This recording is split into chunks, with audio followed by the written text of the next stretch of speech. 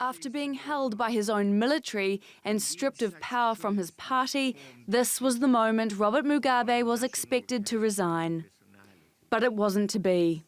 The Congress is due in a few weeks from now.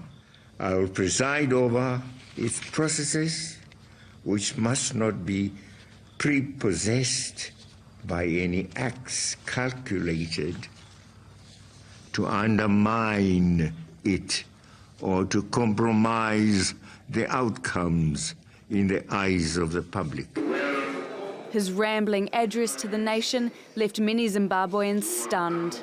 We were expecting to hear the president say, "I've heard your concerns yesterday and I'm ready to step down."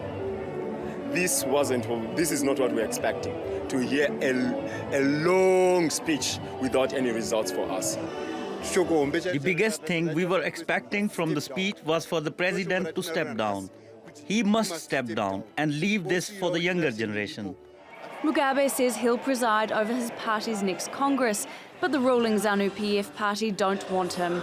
They sacked him on Sunday and issued an ultimatum: resign or face impeachment. Comrade Daraji Mugabe should resign forthwith from his position as president and head of state and government of the Republic of Zimbabwe. They also expelled Mugabe's wife Grace and elected Emerson Mnangagwa as the party's new leader. Like Mugabe, he's part of the old guard, an independence fighter turned politician. He had been vice president and the armed forces' favoured choice as new leader. It was his firing that prompted the military takeover 5 days ago and threw Zimbabwe into political uncertainty. Huge rallies were held over the weekend on the streets of Harare, calling for Mugabe to go, while at the president's residence, negotiations go on.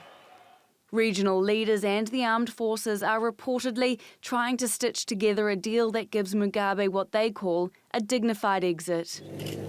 Once hailed an independence hero, only to become a political pariah in the West, Robert Mugabe is now cutting an isolated figure in his own circle, with very few choices, defying his military, his party and protesters. Caitlin McGee, TRT World.